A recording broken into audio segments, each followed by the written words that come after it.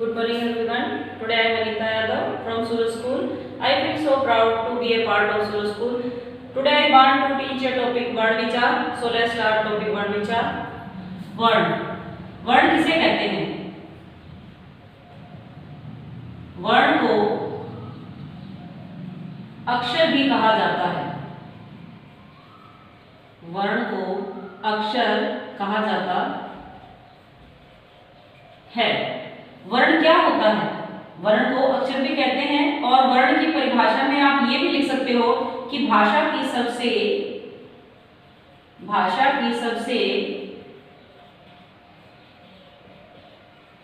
छोटी इकाई जिसके और अधिक टुकड़े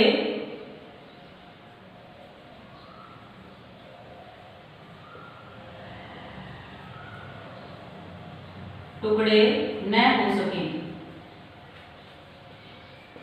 उसे हम वर्ण कहते हैं. वर्ण क्या होता है? वर्ण को हम अक्षर भी कहते हैं.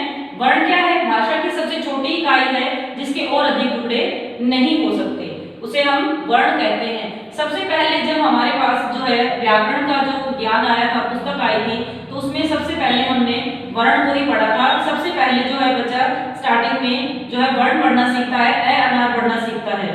उसके बाद ही जो है शब्द बनता है और शब्द के बाद वाक्य और गद्य और पद्य बनने शुरू हो जाते हैं. तो वर्ण के दो भेद माने जाते हैं. दो भेद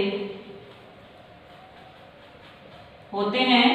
पहला होता है स्वर और दूसरा होता है व्यंजन. ये वर्ण के दो पार्ट होते हैं. वर्ण में स्वर और व्यंजन दो भाग होते हैं. स्वर होते हैं जैसे ए, आ,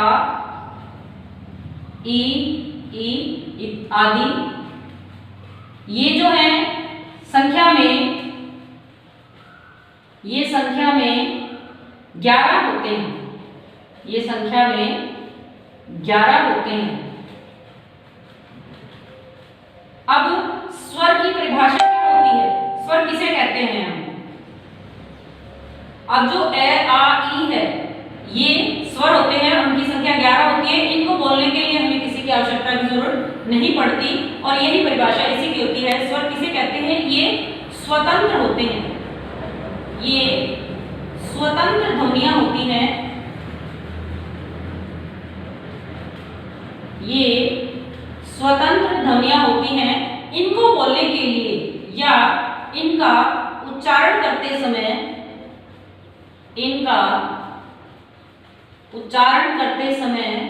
हमें किसी अन्य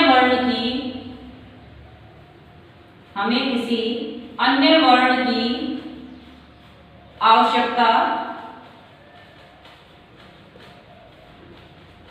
नहीं पड़ती. जो स्वर होते हैं ये स्वतंत्र ध्वनियां होती हैं. इनका उच्चारण करते समय हमें किसी अन्य वर्ण की सहायता नहीं पड़ती. अब इसकी संख्या होती है 11. ये इसके स्वर की परिभाषा है. दूसरा है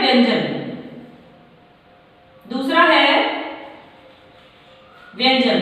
अब व्यंजन क्या होता है? स्वर तो आपने ए, आ, ई पढ़ लिए. उसके बाद होता है व्यंजन. व्यंजन किसे कहते हैं और व्यंजन कितने होती है? इनकी संख्या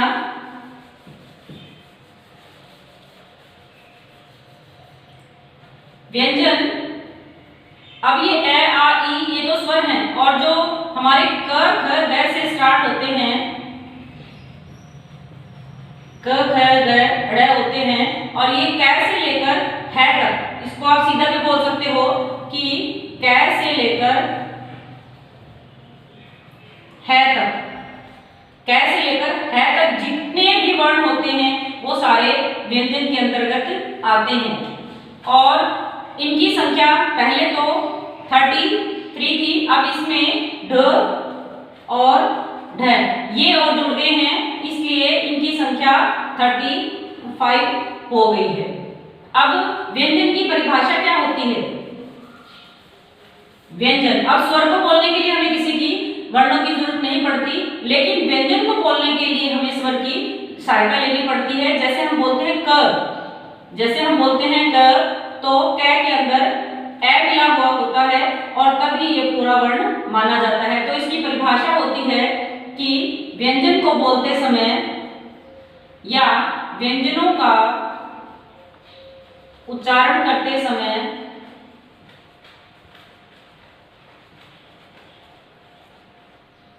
स्वर की सहायता ली जाती है। व्यंजनों का उच्चारण करते समय स्वर की सहायता ली जाती है। फॉर एग्जाम्पल मैंने बताया, जैसे आप बोलते हो क, तो क में ए की आवाज आती है, तो जब क इसमें से ए निकालते हैं तो क आधा रह जाता है और ये जो है हलंत का निशान इसके नीचे लगाते हैं और जब इसको ए इसके साथ जोड़ते हैं तो ये पूरा वर्ण व्यंजन ए बन जाता है। तो इससे पता चलता है कि व्यंजन को बोलते समय हमें स्वर की सहायता लेनी पड़ती है। जितने भी व्यंजन हैं उनको बोलने के लिए हमें स्वर की सहायता लेनी पड़ती है और इसे ही व्यंजन कहते हैं। अब वर्ण के दो भाग है, इसमें कुछ और भी छोटी छोटी बातें हैं। जैसे कई बार आप किसी वर्ड के ऊपर देखते हो बिंदी लगी हुई, तो ये जो बिंदी का निशान होता है इसे हम कहते हैं अनुस्वार, अनुस्वार कहते हैं। और ये अनुस्वार इसको बोलते समय हमारे जो है नाक से आवाज आती है। जैसे फॉर एग्जाम्पल अंग, रंग, अंक, ये शब्द ऐसे हैं जिनके ऊपर ये बिंदी लगती है और इसे हम कहते हैं अनुस्वार। अब एक बिंदी और एक ये निशान लगा हुआ आता है, इसे हम कहते हैं अनुनासिक, इसे हम कहते हैं अनुनासिक। इसका प्रयोग कहाँ किया जाता है, ये इसकी परिभाषा है, क्या है कि जिनको बोलते समय, जिन शब्दों को बोलते समय जो है मुंह से और नाक से आवाज आती है उसे हम कहते हैं अनुनासिक। इसे हम चंद्र बिंदु भी कहते हैं। इसका जो दूसरा नाम है वो चंद्र बिंदु भी है। और फॉर एग्जाम्पल में जैसे आप लिखते हो चांद, चांद, तो चांद में जब हम बोलते हैं तो हमारे मुंह से और नाक से आवाज आती है और ये जो नाक और मुंह से आवाज आती है उसका जो निशान है वो ये है चंद्र बिंदु, इसे हम अनुनासिक भी कहते हैं। जैसे आंख, दांत आदि।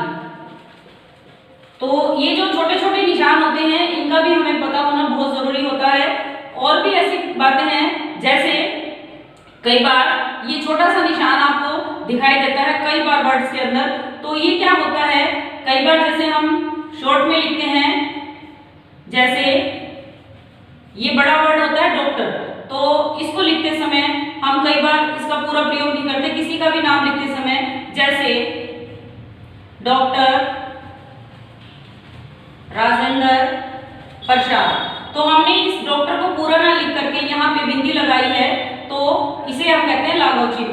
तो लाघव चिन्ह होता है जब बड़े अक्षर को शॉर्ट में लिखना होता है या किसी की डिग्री के आगे अगर हम उसको डिग्री को शॉर्ट में लिखते हैं, छोटा करके लिखते हैं, तो उसके आगे हम ये चिन्ह लगाते हैं, तो इसे हम कहते हैं लाघव चिन्ह। एक निशान और होता है इस तरह का सिंपल, इसे हम कहते हैं आगत वर्ण।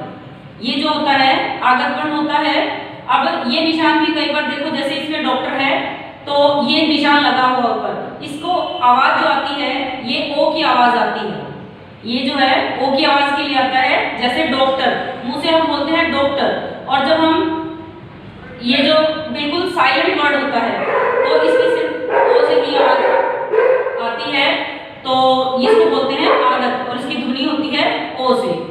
अब कुछ और है, जैसे एक ये निशान इस तरह से लगता है, इसे हम कहते हैं हलंत, इसे हम कहते हैं हलंत। और ये कब लगता है, जब दो वर्ण संयुक्त व्यंजन आपस में मिले होते हैं, उनको अलग करना होता है, तो हम ये निशान लगाते हैं। जैसे पहले विद्यालय शब्द ऐसे लिखा जाता था और अब इसको हमने अलग किया, तो ये निशान लगाकर हम इसको, ये वर्ण स्वर और व्यंजन को अलग अलग करते हैं, तो ये निशान लग जाता है। विद्यालय। इसमें ध और यह मिला हुआ है तो इसको अलग करते हैं। तो अलग करने के बाद जब ये आधा वर्ण बचता है तो आधे अक्षर के लिए हम इस निशान को लगाते हैं, इसे हम कहते हैं अनंत। तो ये छोटा सा टॉपिक था हमारा आज वर्ण विचार का। मुझे आशा है कि आप लोगों ने इसे अच्छे से समझा होगा। फिर भी अगर आप लोगों को कोई भी दिक्कत आती है, कोई भी परेशानी आती है इस टॉपिक के अंदर, तो आप मुझसे पूछ सकते हैं। मैं आपकी हर समय सहायता करने के लिए तैयार हूँ। Thanks, have a nice day.